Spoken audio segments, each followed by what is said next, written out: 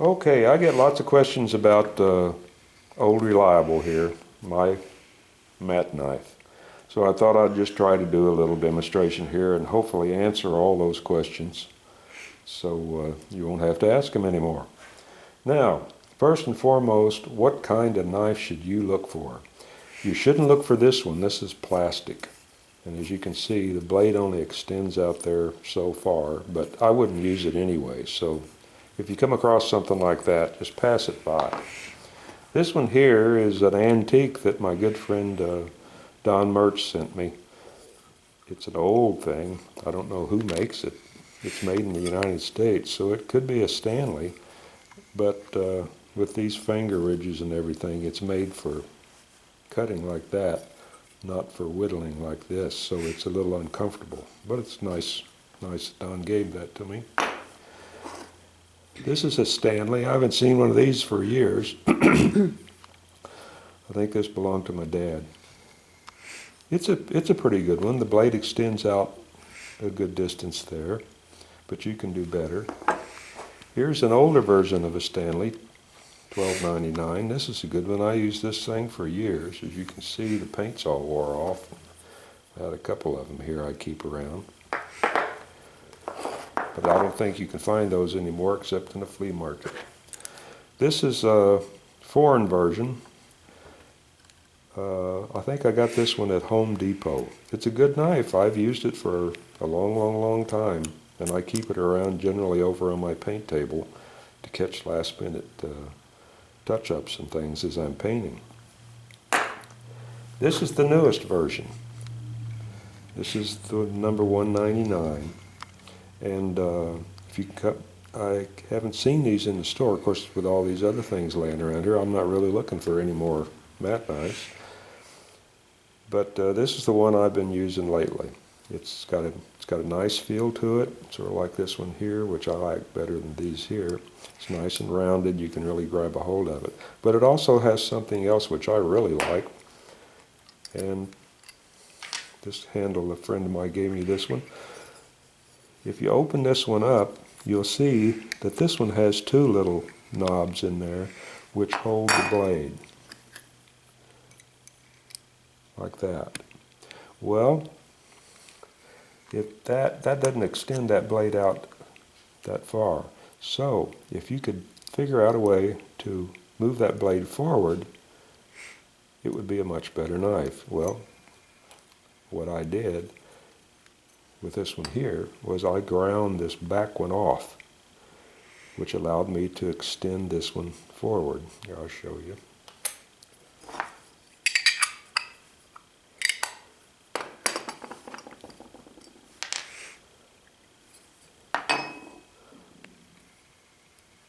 Pop this blade out there.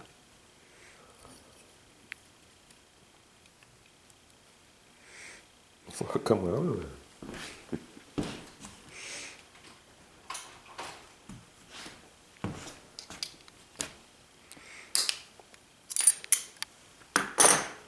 You can see that I just took a little Dremel and I ground that back knob off, which allows me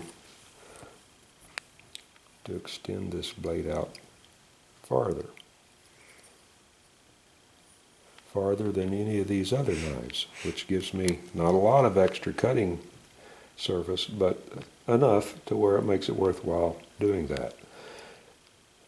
And in doing that, that left this blade kind of wobbly out here because it was only held by that one knob. So what I did is I took some of that two-part moldable epoxy that you can, plumber's epoxy or whatever you call it, and I just stuck a wad of it down in there. And then I forced my blade down in there to where it comes right up against that and locks that blade solidly in place to where it will not move. And another thing I do when I put a new blade in is I always put a piece of masking tape over the cutting edge that hadn't been used yet, and that'll just protect it. That's why it was locked in there so solid. That'll just protect it that much more for the next time you use it. Put these things back together again.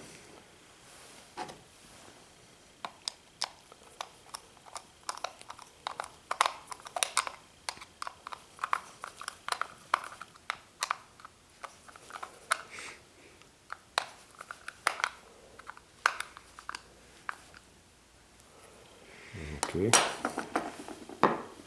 Now, blades. This is the standard Stanley blade. This is an old contractor pack I bought years ago. Had 100 blades in it, and as you can see, I'm getting down towards the end of it. You can buy these contractor packs, and I think that when I bought this one, it was around $12 for 100 blades. So you can see that those blades are pretty inexpensive. These are good blades. There's nothing wrong with these blades. Probably the best you can buy. A friend of mine gave me a pack of these. These are made by Cobalt, and you can find them at Lowe's. Like Lowe's carries that Cobalt brand. It says they're has a titanium coating on them. Well, I've been using these, you know. Let me get one out here. I've been using these lately. I don't know if they're any sharper than the other ones. Let me go ahead and put it in here, even though I haven't taken that knob off.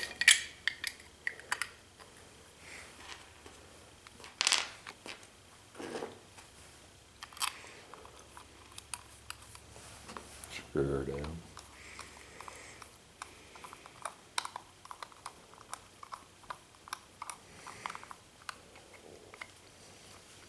Oh, and another thing on handles.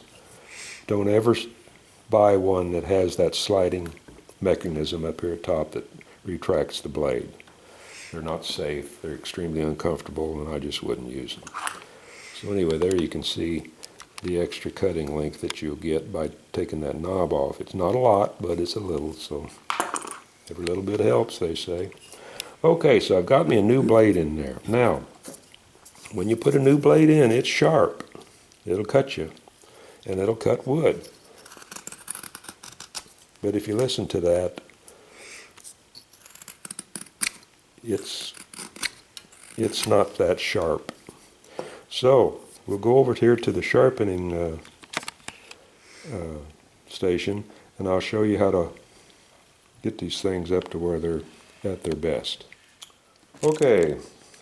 Here's my little sharpening station for these things. This is all I'll need. I have a hard cloth wheel here, and then one of these motorized leather strops. Now I charge this wheel with black emery. You could use Zam or, you know, yellow rotten stone, anything you want really. All we're going to do is just polish the edge of that blade.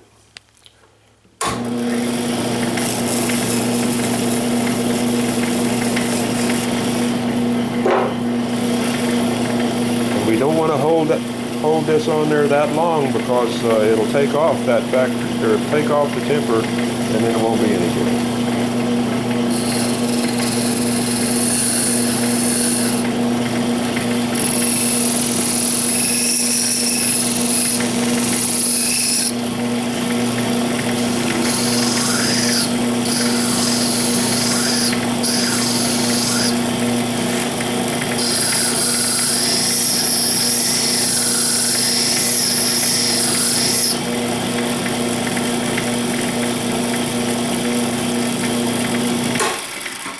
Okay, let me get a piece of wood and let's see what we did.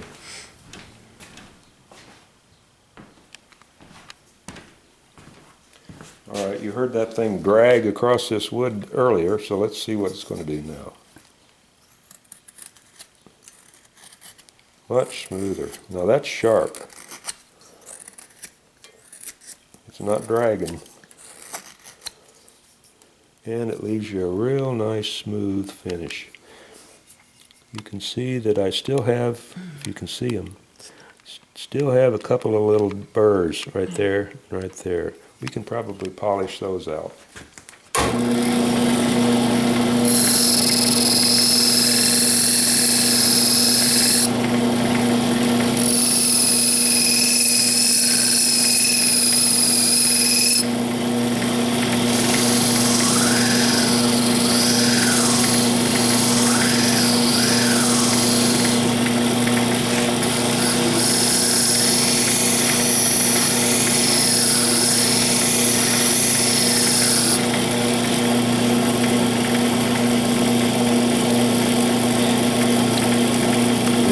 gone now. Just totally clean across there. He keeps pulling on my shirt.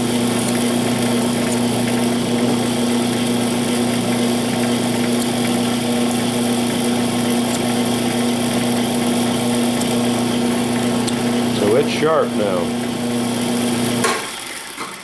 Now you can rehone these things or re-strop them a couple more times before they become pretty worthless, or else you get a nick in them. As soon as you get a nick in them, just throw the things away. Or turn them around, use that back edge, go through your same steps, and then throw them away. You can't sharpen them on a stone. Or if you can, it isn't worth doing, so why even bother? The stuff is so cheap that it's just a worthless exercise when you can put a brand new one in there. So why, like I say, why even bother? So anyway, I hope that answers all your questions. A lot of people kind of ridicule those who use this knife. I don't know why. You know, you got a lot of these purists which go for the fancy handles and all this other stuff, but you know, it's the hand that's behind this tool that does the work. It's not necessarily the tool. The tool is just an extension of this hand. So give them a try. A lot of people are starting to use them and realizing how fun they are to carve with and what a great tool it is. So I hope that helps you when and if you try to start carving with one. So that's it, and I'll talk to you later.